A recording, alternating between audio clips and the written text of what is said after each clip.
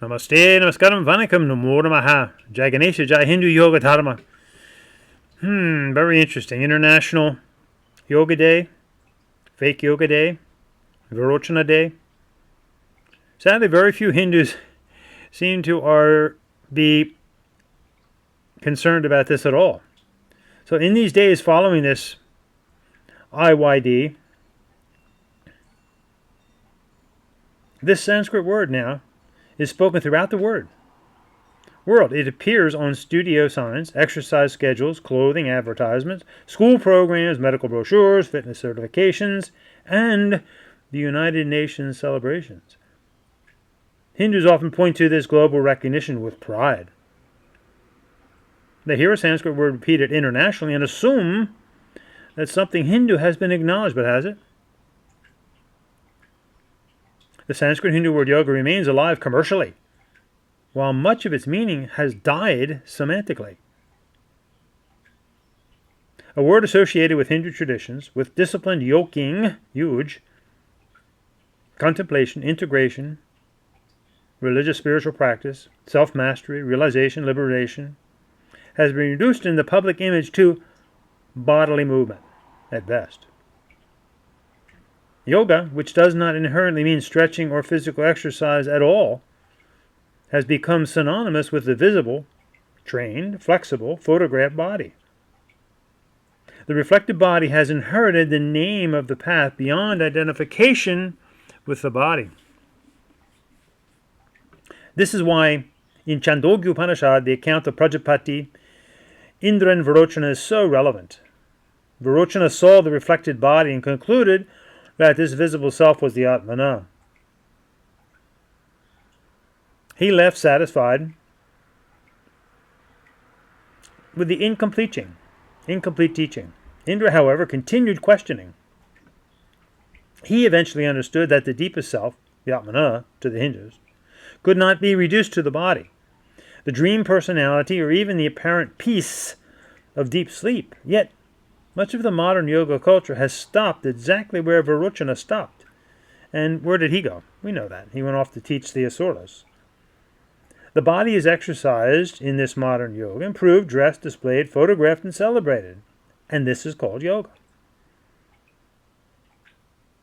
When the fragment inherits the name of the whole tradition, Hindu usage often employed a qualifying term, then clarified the discipline, karma yoga, bhakti yoga, raja yoga, jnana yoga, mantra yoga, japa yoga, nada yoga, natya yoga, kundalini yoga.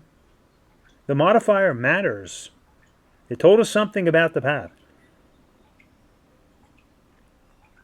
Modern culture has done something extremely extraordinary. It removed the qualifier and gave the unqualified word yoga to one highly visible fragment of the practice. It did not consistently say yoga postures, asana practice, modern postural exercise, or even a physical component derived from hatha yoga. It just said yoga. Thus, the fragment inherited the name of the whole. Even hatha yoga cannot accurately be reduced to postural exercises. Its disciplines have included purification, pranayama, mudra, bandha, concentration, work with the subtle body, chakras, kundalini, nadis, ida, pingala. But what is marketed today as yoga is frequently not even the whole of hatha yoga, which was never supposed to be on display.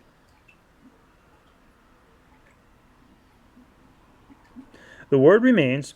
The system of meaning has been completely distorted.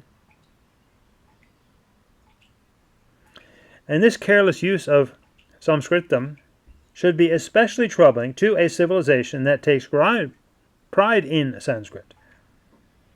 Actually, the word Samskrita carries the sense of that which is refined, properly formed, perfected, cultivated, prepared, well constructed. Sanskrit is admired precisely because of its grammatical sophistication, conceptual subtlety, and terminological precision. Hindus often speak proudly of the intellectual achievements of India, its philosophy, mathematics, astronomy. medicine, metaphysics, logic, linguistics, and deep systems of philosophical inquiry. Such pride has a legitimate foundation. But if we value precision, why do we treat our own sacred words so imprecisely? What could be more contradictory than taking a word from a language associated with refinement and careful construction and allowing it to be semantically dismantled? Remember, semantics is the science of word knowledge. Sabdinganupati vastu sunyo vikalpaha vagartaviva sampriktao. So yoga becomes exercise. Guru becomes any successful escort. Mantra becomes any motivational slogan. Karma becomes whatever, instant punishment. Chakra becomes a wellness accessory. Tantra is simply a sexual technique. Dharma becomes a personal preference. The Sanskrit sounds remain, but the philosophical architecture that gave them meaning is completely removed. That's not linguistic refinement. It's semantic erosion. Now, many Indian Hindus take great pride in intellectual prowess, education, professional achievement, and high IQs. But intellectual intelligence alone does not protect a tradition. A person may be highly educated and still fail to recognize cultural humiliation. A society may produce engineers, physicians, scientists, mathematicians, technologists, while remaining unable to perceive when its sacred inheritance is being emptied, renamed, commercialized, and then returned in an altered form. Perhaps Hindus need not only IQ but EQ. Here, emotional intelligence does not mean mere sentimentality. It means the ability to recognize cultural injury, historical displacement, religious concealment, and self-erasure. It means sensing when praise is not really recognition, when inclusion has required concealment, and when globalization has been purchased through the removal of Hindu identity. Intellectual intelligence may explain what happened. Emotional intelligence feels what was lost. Civilizational intelligence knows when to object. Without those forms of intelligence, intellectual brilliance can become sophisticated self-erasure.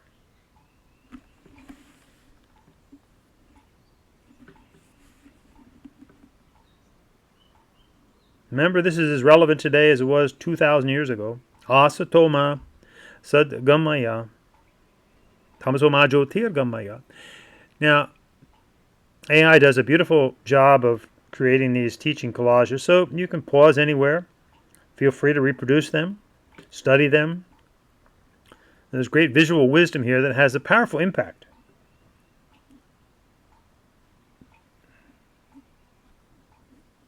Now, let's look at something.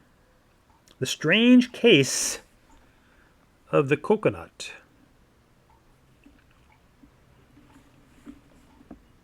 Along with many of our other Sanskrit Hindu terms that are routinely misused, the same lack of precision appears in a phrase sometimes used by Indian people against other Indians. A coconut. A person here is considered excessively westernized and may be described as brown on the outside but white on the inside. The phrase is intended to criticize cultural alienation. But instead of naming the actual problem, it racializes it. What does white inside actually mean? Does it mean materialistic, hedonistic, secular, ashamed of Hinduism, ignorant of Indian history, culturally assimilated, hostile to tradition, fond of Western clothing, fluent in English, politically Western? These are entirely different conditions, yet the metaphor bundles them together and assigns them to a skin color. This is both intellectually careless and spiritually contradictory. A white person may be a sincere Hindu devotee, a renunciate perhaps, a scholar, a temple servant, a swami, a yogi. A brown-skinned Indian may be indifferent or openly hostile to any religion, to Hindu religion. Skin color tells us nothing certain about the depths of one's own realizations, about their ethical conduct, their cultural knowledge, or their religious fidelity. Come on, Hindus. The Atmana is not brown. The Atmana is not white. The Atmana has no complexion. If a Hindu has become ashamed of Dharma, let us say that clearly.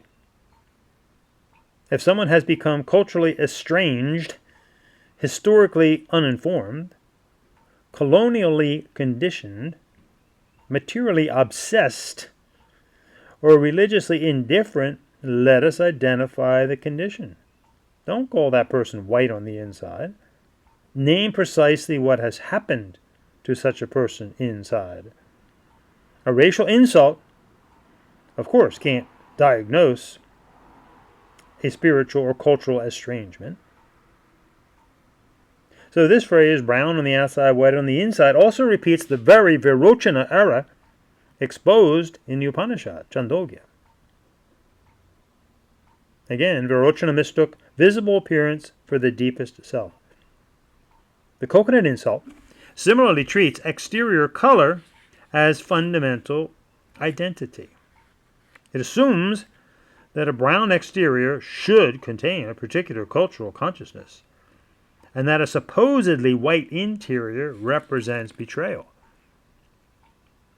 Once again, the surface has been mistaken for the self. The body becomes identity. Color becomes consciousness. Race becomes a moral diagnosis. That's not Atma Darshana. It's simply another form of superficial ahamkara. The person using the insult may believe one is defending Hindu identity, but what one is doing is through categories that contradict basic Hindu metaphysics. One is attempting to defend dharma by reducing a person to bodily color. That's not dharmic discernment. That's racialized confusion. And there's an even deeper irony here. The coconut itself is sacred within Hindu tradition. It's offered in puja, placed upon the kalasa, carried into auspicious ceremonies, broken at beginnings, and presented before the devatas.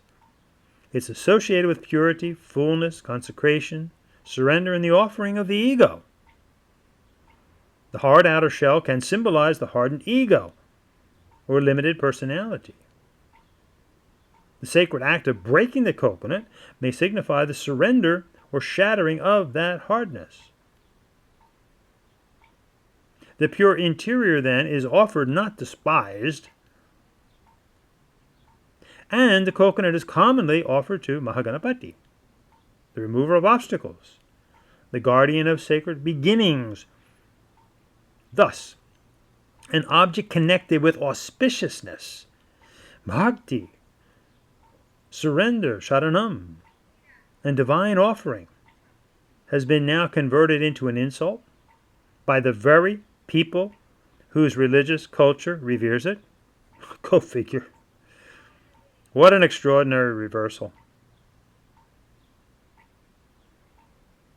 The devout Hindu does not break the coconut to declare that brown and white are enemies. The Hindu breaks the coconut to surrender the ego, the hard ego, that mistakes the outer covering for the Atmana. The sacred symbolism directs us beyond appearance. The racial insult traps us within appearance. Stop doing this. The ritual coconut teaches transcendence of the shell.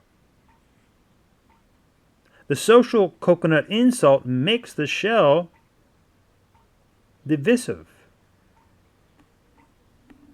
To call a Hindu a coconut as an insult is therefore to commit 3 errors at once: to racialize the person, to demean a sacred object, and to replace spiritual discernment with color symbolism. Now, this transformation parallels exactly what's happened to the word yoga and many of other Sanskrit Hindu words. Yoga is a path beyond bodily identification, but it has become a celebration of the body. The coconut was and is a sacred object, symbolizing offering and ego surrender. And now it's become a racial insult based on exterior and internal colors. In both cases, the original Hindu meaning was inverted. Yoga moved from transcendence of body identification to bodily identification and display. The coconut moved from breaking the shell of the ego to judging identity by the shell. Now, these are not unrelated accidents. They reveal a larger habit. Sacred Hindu words and symbols are retained outwardly, while their deeper meanings are forgotten or completely reversed. The sound remains, the object remains, the meaning completely changes. And Hindus participate in the change. And what about curry? The contrasting label is sometimes used for an Indian who is considered very traditional, culturally immersed, and a religious Hindu. They're called a curry. But let's look at this term. Curry, of course, is not one single food, one single spice, or one fixed Indian category. It's a broad term applied to an enormous range of dishes and culinary traditions. Yes, it's often associated with turmeric, but curry cannot be simply equated with turmeric. Nor can all Indian food or Hindu culture be reduced to curry. To call a person curry compresses the entire religious and cultural identity into food, smell, or ethnic stereotype. The choice then is falsely presented as follows. Are you a coconut, brown outside but white inside? Or are you a curry, ethnically and religiously saturated? But Hindu identity cannot be adequately described through either racial colors or food, of course. A Hindu is not a coconut. A Hindu is not a curry. A Hindu is a human being whose relationship to dharma must be understood through knowledge, through conduct, through bhakti, through practice, responsibility, consciousness. The relevant distinctions are not brown versus white or coconut versus curry. They are foundational roots versus being uprooted. Conscious versus unconscious. Honest versus evasive. Dharmically discerning versus culturally indifferent. Even these distinctions should not become weapons of ridicule. They should become instruments of diagnosis, education, correction, and restoration.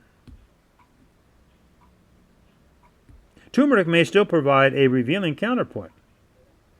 Although curry is not simply turmeric, turmeric itself carries culinary, medicinal, ritual, and auspicious importance across Hindu and South Asian life.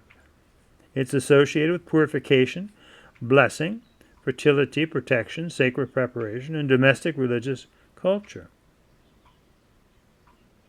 And we all know that it is an extremely efficient anti-inflammatory.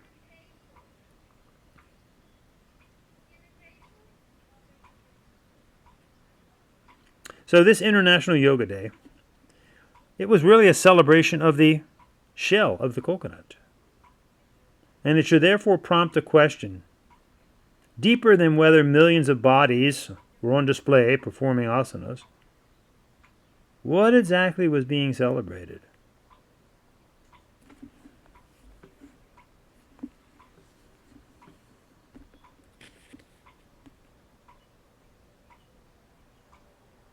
Was the Hindu understanding of yoga recognized?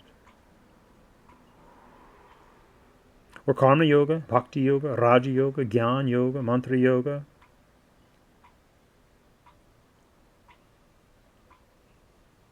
Honestly represented?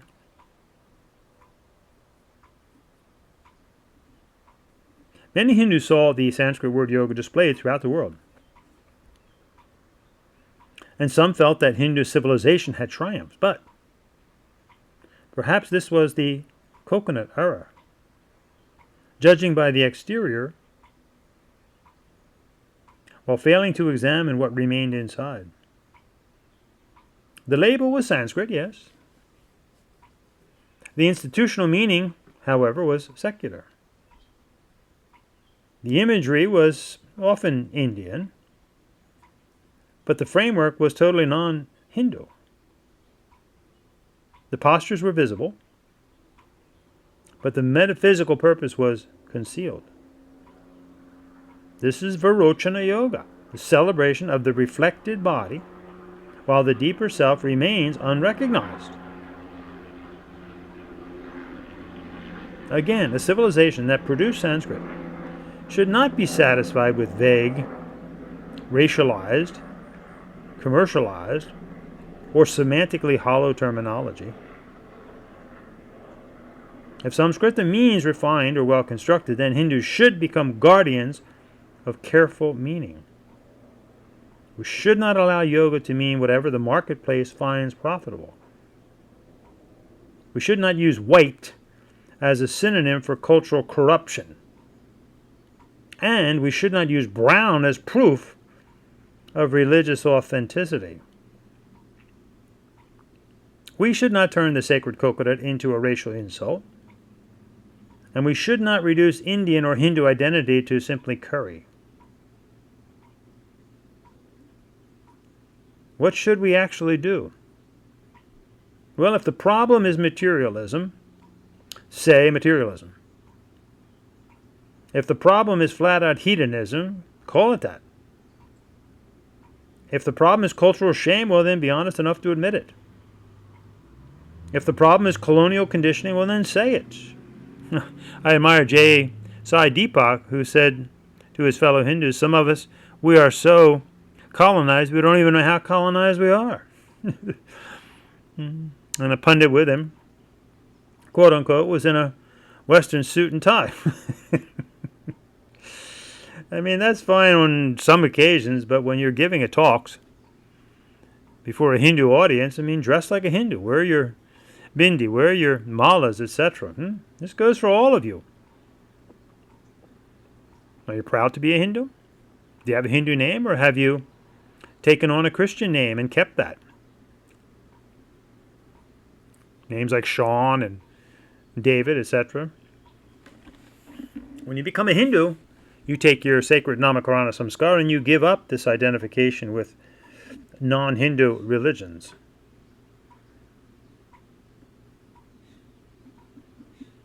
At the beginning of a sacred undertaking, remember, Hindus break the coconut before Ganesha. This is an offering.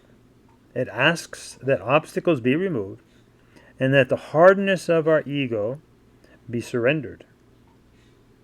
Today, however, the obstacle is our own confusion. Examine this collage here.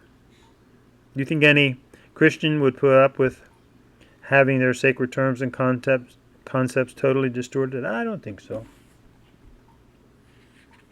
The shell that we need to break may be the shell of racial thinking, intellectual vanity, cultural embarrassment, linguistic laziness. We may pride ourselves on IQ. while failing to perceive the emotional wounds of erasure. We may praise Sanskritam while casually surrendering the very meaning of these words. Remember, Sanskritam is a religious language. The ancient Arya, another misunderstood term, or noble language of the Hindus.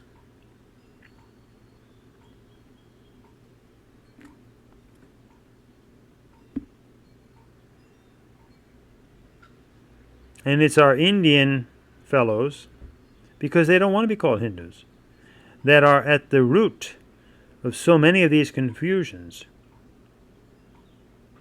Every decade or so, there's a new one that emerges, creates the so-called universal yoga movement, and in their wake, often tremendous scandals follow. So take your time, go over this, as we see the semantic collapse of our sacred tradition, and, importantly, the ramifications.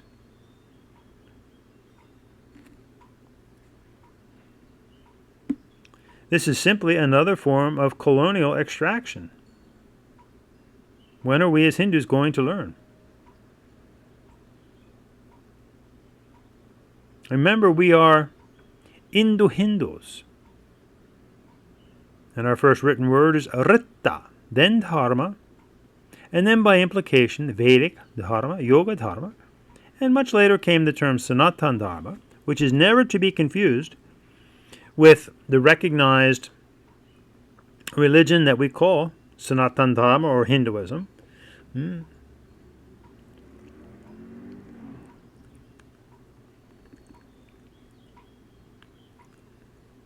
So we may celebrate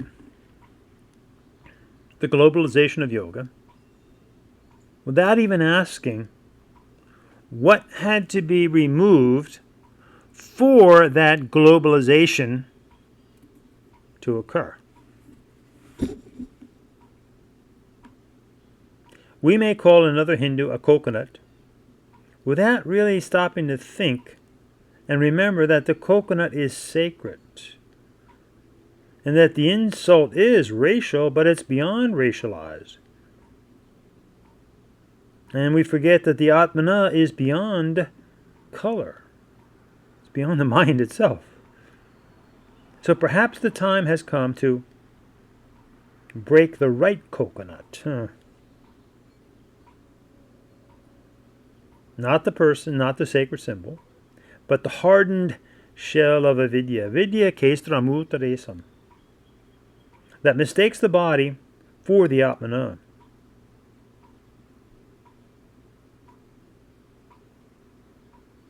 So the word yoga has not died, unfortunately, commercially. It has died semantically.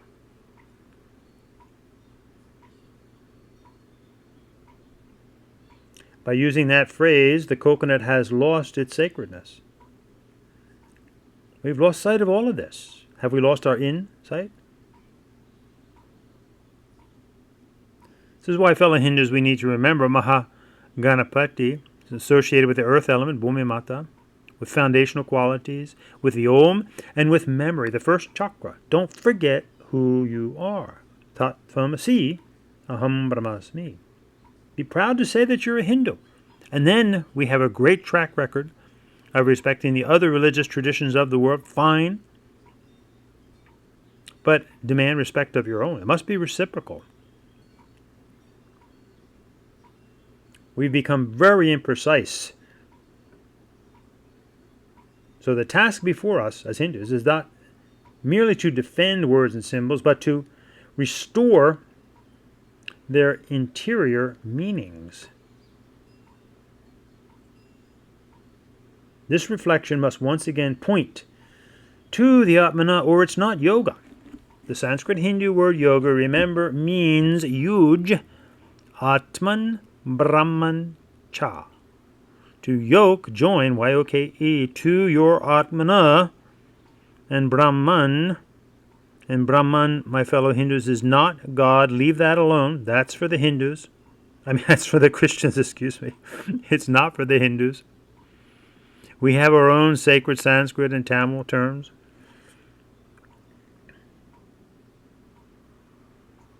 So remember again, and looking at these collages, just incredible what's happened. And maybe some of you don't even realize what's happened to our sacred Hindu yogas. Hot yoga, power yoga, dog yoga, laughter yoga, nude yoga, goat yoga, beer yoga, Ted's yoga, Kino's yoga.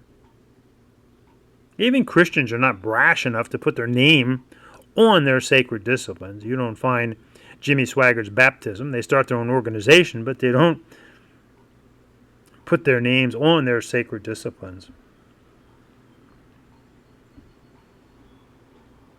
So remember that the Hindu Yoga Dharma is a recognized world religion to which anyone can study, participate in, but true to any of the religions of the world. The teachers, very different than a student, the teachers are always of said religion. And true to all the religions of the world, the basic teachings are always offered on a donation basis. We would say dakshina. So, in essence, there's basically two yogas, Sat and Asat. Sat yoga, or true yoga, is Hindu Dharma, taught by Hindus, not for a fee. Antithetical to that is Asat yoga, which is not taught in Hindu context, not taught by Hindus, and it is for a fee. And this is big business. It's a billion-dollar industry. Oh, my fellow Hindus, how far we have sunk. How blind we have become.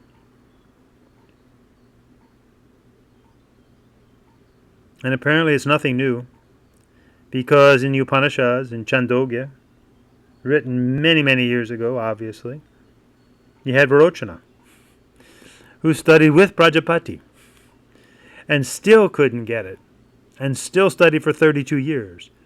Not even the simplistic 200-hour absurdity, but 32 years and still didn't get it. Thought it was all about the body, and just it ended there, that's it. So obviously this is something that has gone on and on. This must be just the age of the Atmana, if you will. Very, very young souls, to use that word. Remember, Atmana is more precise for us as Hindus, because it's literally beyond our mind. Thank goodness. And we know what it is. And here's where we as Hindus can give the world a great lesson in an internal unity in general, but also respecting the specifics. There's an internal energy, there's an internal light, and there's an internal feeling of bliss or love. To be respected. In English, obviously. We can see this in one degree or another in all people, and our fellow animals too. This is respecting life in general, but specifically we have to respect the way this is specifically presented. So specifically, those qualities are presented in the Hindu, yoga, religious, spiritual, philosophical lifestyle. It's all of those things. As Shakti, energy, Jyoti, light, and Ananda, Shanti, the bliss of peace. Never confuse generalities and specifics. We can seek for a great general unity, but then we need to respect the outer differences. Not get lost in the outer differences and lost in the superficiality of the outer. So if you're a Hindu, be proud to be a Hindu. Say to yourself, as you look in the mirror and your fellow Hindus, I've got a dot on my head, and it's really, really red. It's a bindu because I'm a Hindu, and I'm proud to be a Hindu. What about you? And I do yoga because it is Hindu. Karma bhakti, hatha is to. Rajjnana, it's all yoga, it's all Hindu, it's not boga bogas. And you can encourage those who are very much interested in the Hindu Yoga Dharma. Study, yes. And one can adopt or convert to Hinduism through much study, through the Namakrana Samskara, and then and only then would they become teachers, true to any of the religions of the world. So keep that avenue open it to others. And take that courage exemplified by Swami Vivekananda when he said, quote, "When the name Hindu sends a galvanic shock through your entire being, then and then alone are you a Hindu." And he also said, when you come to the aid of any Hindu in distress, and we are in distress, folks, we don't even realize it. When you come to the aid of any Hindu in distress, then and then alone are you a Hindu. Stand up for the Hindu yoga, religious, spiritual, scientific, philosophical lifestyle. Jai Hindu Dharma, Jai Maha Ganapati, Om Shanti, Shanti, Shanti. But this is a piece of strength and justice, not of being humiliated, my fellow Hindus. Om Shanti, Shanti, Shanti.